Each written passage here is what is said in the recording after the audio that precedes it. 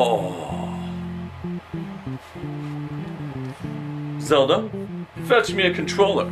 One of the Super Nintendo variety. You know you're wearing a woman's helmet, right? Alright, maybe I need to say it with a little bit more authority. Zelda, I am your master. I provide you all that you have before you. This game room that you could care less about, these couches which you tear to shreds, that litter box which stinks badly, and the food with which you eat, all provided by me, your master. Now bring before me a Super Nintendo controller that which I must play a video game. I know where you sleep, and I have claws. Speaking of food, I'm hungry. Feed me! Well, that didn't work. You know, if only there was a game that could make me feel like a master of my domain, a master of my world. I can build it, mold it, control it, and maybe fight in it.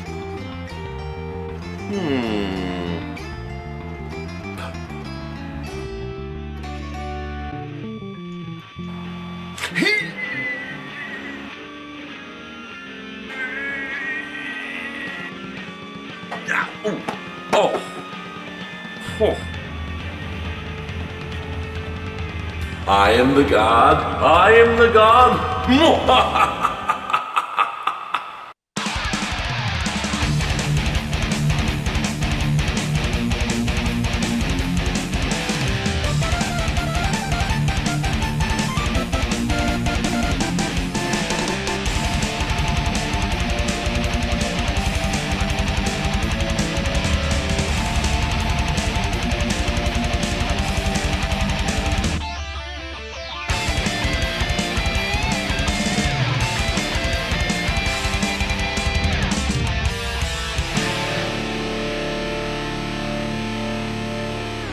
Every so often, there comes a video game that breaks genre boundaries and allows them to be a gateway into the unknown. While today's game didn't lead me into the world of god simulators completely, it combined elements from shooters, action platformers, stage building, and simulation games into one kooky, crazy title. I welcome you to Actraiser.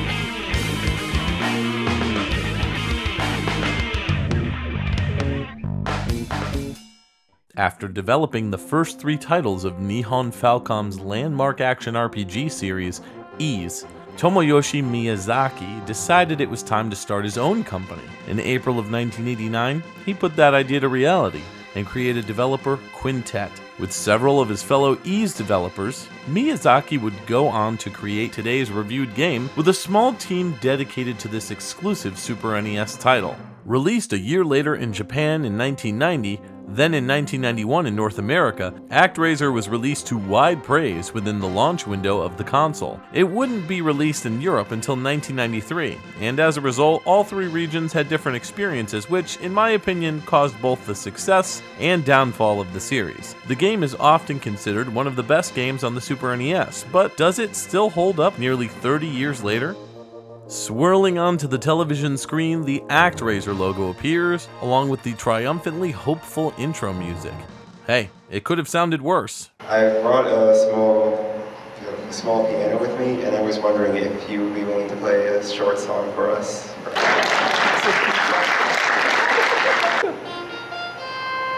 Normally, I'd wait to talk about the music until we're closer to the end of this review, but when it comes to this composer and this soundtrack, that's near impossible. Yuzo Koshiro previously co-composed the first two Ys games. Here, he's composing all on his own on this soundtrack, and thankfully it features some of the best music on the Super Nintendo.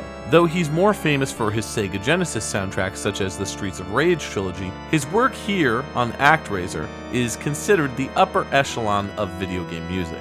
It's a soundtrack of the ages that combines classical elements with things like Egyptian music in songs like the creeping crawl of the Pyramid track.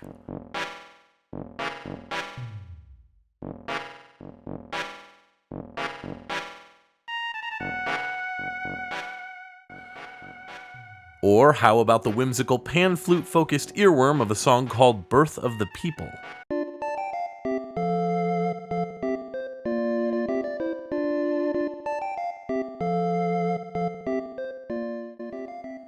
And perhaps the most famous track on the soundtrack, Fillmore, a bombastic Castlevania-ish track full of funky bass lines and exciting, striking synths.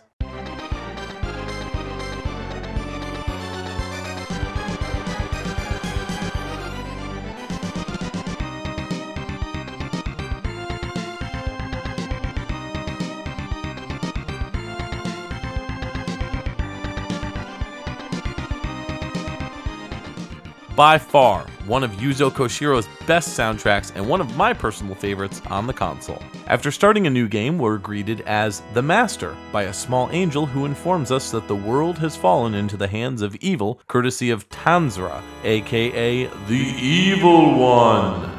Unfortunately, due to Western censorship, we take what we can get, as it's believed Nintendo of America required censorship of the Japanese version's names. In the Land of the Rising Sun, the Master was known as God, and Tanzra was called Satan. How biblical! Religious aspects play a huge role in this God Sim meets Castlevania-inspired action romp. After hearing about the plights of the world from our new angel friend, the Master has several options while he sits high in his sky palace. He can move his home base to one of 6 different areas of the world. Once hovering over a specific location, the Master can either descend down in the form of the angel or inhabit the body of a statue, taking on the form of a great warrior. But the game has a specific cycle to it that does have a bit of back and forth.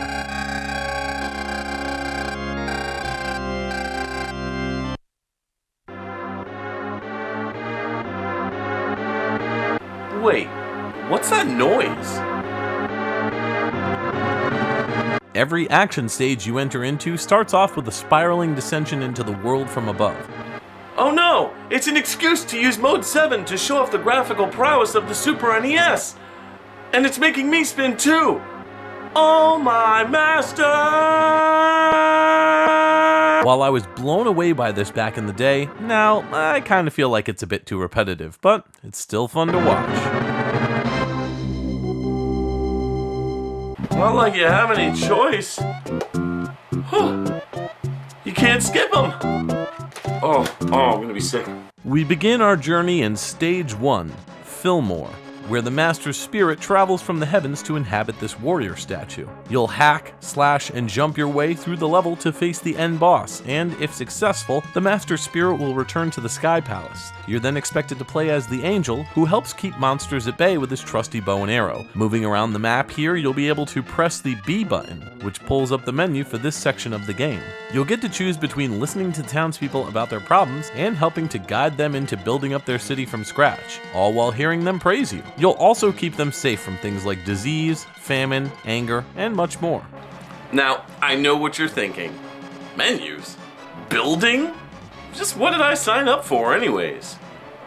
I remember initially saying the same thing. I first heard of this game in high school, just a few years after the 16-bit era made way for the PlayStation, Nintendo 64, and Sega Saturn. I was hanging out with a friend of mine at his house, and we were digging through his collection of Super Nintendo games, when all of a sudden, I came across Actraiser. I'd never heard of this game before, so we popped it in and started it up. And once I played through the Fillmore stage, I was hooked. While I was never a big simulation genre or god simulation genre fan, I decided to give it a fair shot, and I'm glad I did because I've yet to play a crossover title in this realm with such a fun combination of polarizing genres. As each world-building stage rises naturally in difficulty, you'll find that the challenge is worth the reward. Under your control, the Angel will keep back enemies like black bats that try to kidnap townspeople, white demons taking out individual buildings, and red devils who burn the crops in order to shut down food supply. All these methods of attack can put a strain on the construction of the town, which is done manually when selected in the menu and chosen which spot to go in.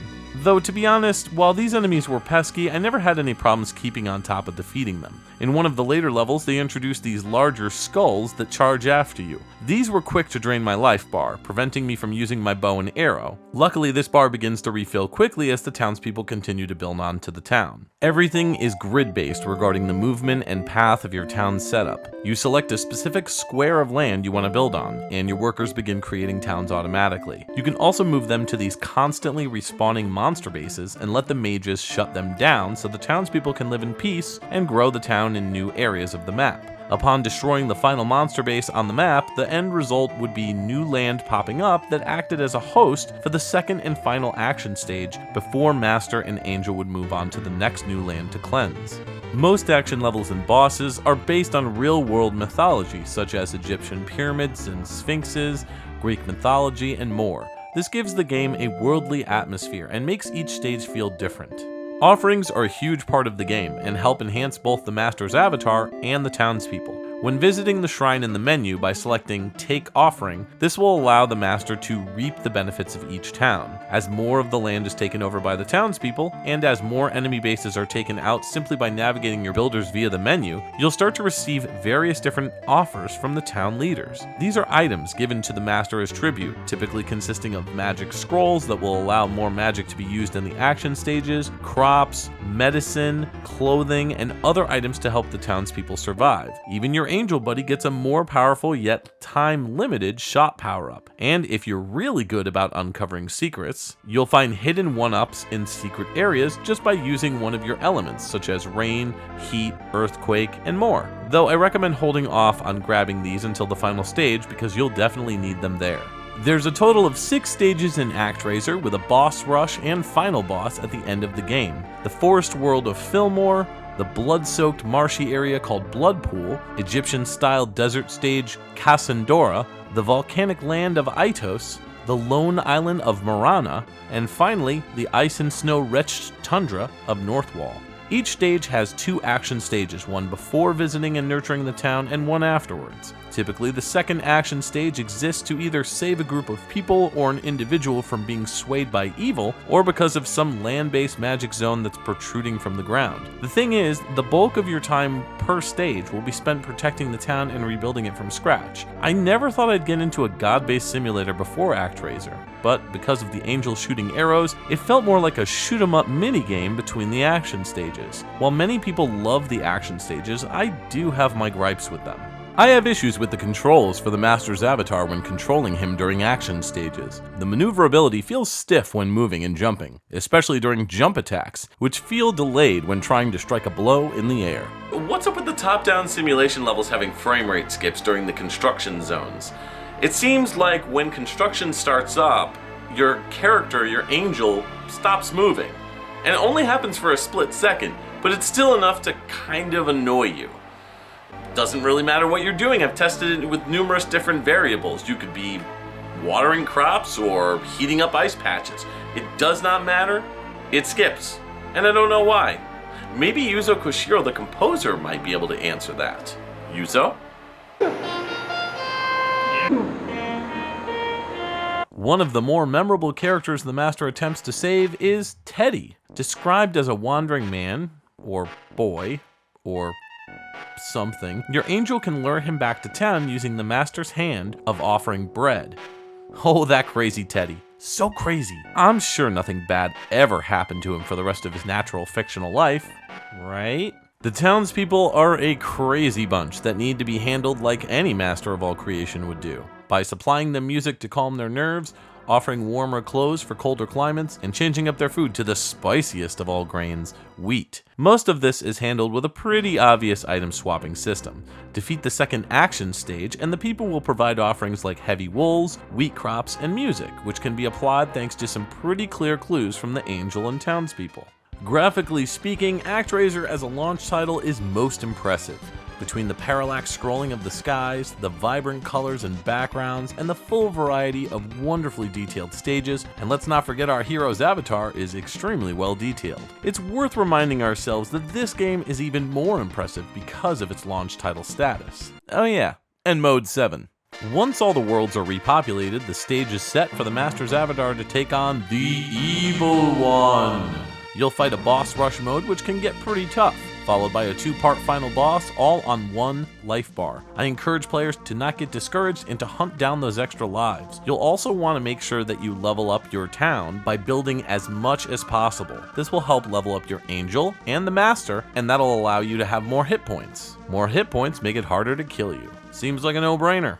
After you beat the game, there's a professional mode that opens up, which is just the action stages, and it doesn't appear to offer any magical abilities, though I haven't played beyond the first stage to confirm if one acquires the magic attacks. Speaking of which, there are 4 different magic attacks that can be acquired, which are used depending on how many scrolls you have collected. By pressing the X or A button, magic attacks range from a blast of fire, a set of magical circling aura balls, a meteor shower, and a flash of light. You can choose which ones you want after they've been collected right before you go into battle in the Sky Castles menu. Actraiser isn't a perfect game, but it comes close. I've watched friends play through it over the years, and I've beaten it several times by myself, and I can say without a doubt that it's one of the greatest games for the Super Nintendo. So it's that much more disheartening to hear that Quintet decided to focus on making the game's play more like professional mode in later versions and a sequel. For example, the European release of Actraiser offers a new action mode, which is just the action stages, but this release also features the regular story mode with new difficulty settings that were lacking from the North American version. Then, in 1993, Quintet developed and released Actraiser 2 through Enix on the Super NES. With this follow-up, the developers made the gameplay more like professional mode in the first game at the request of the publisher, with the God Simulation light elements completely removed in favor of more action. Oddly enough, these are the parts of the game I miss the most, with Actraiser 2 failing to raise my interest enough to continue playing. Several games released since then have tried to replicate Actraiser's success and charm via spiritual successors, such as Quintet's own Japan and Sega Saturn exclusive Solo Crisis, and more recently, Sega's attempt at making a new game inspired by the first Actraiser. Sadly, their title, Soul Seraph, released to obvious comparisons, but there are claims that the game is nowhere near as good. Actraiser was lightning in a bottle for Quintet. Though the company closed doors unofficially in the early 2000s, their legacy from their first game lives on in the hearts of Super NES owners. And Enix, well, aside from joining forces with Squaresoft, they technically own the publishing rights to be able to re-release the first game on Virtual Console, so perhaps one day an Actraiser 3 can be born to light the way with everything the sequel cast into darkness. I look forward to hopefully seeing Koshiro and Miyazuki's involvement in such a project, for they are the true masters of Actraiser. Actraiser. It was such a nice feeling to revisit this classic game. But you know, I gotta wonder, whatever happened to Teddy? Yo, he dead. D-E-A-D. Dead. No, he's not.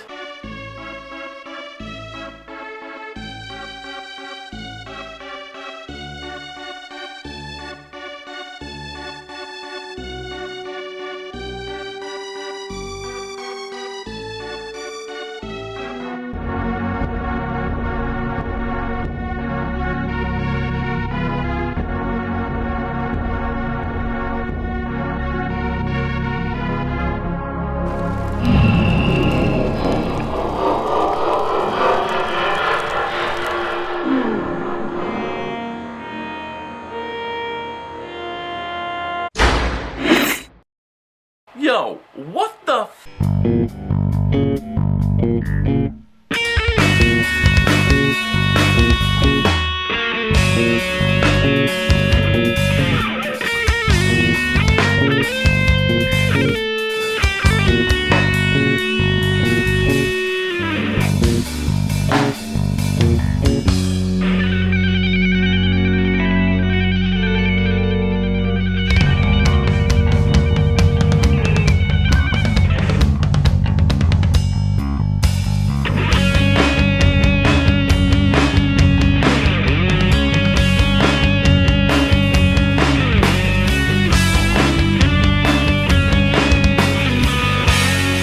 Thank you to the following Patreon members for their contributions. Donating to the Mourning Star Whip Tier or higher gets you a shout out in every review. Big thanks to Super Jess, Nintenjoe, the Autistic Gamer 89, and Trevin Adams. Take a look at all the available tiers and consider becoming a patron by directly helping with funding bigger and better reviews and overall growth to the channel. Links in the description down below. Thanks for watching. If you like what you saw and want to watch more reviews, click on the videos below or explore the channel after subscribing. I'll see you next time on Dude You Haven't Played This Game.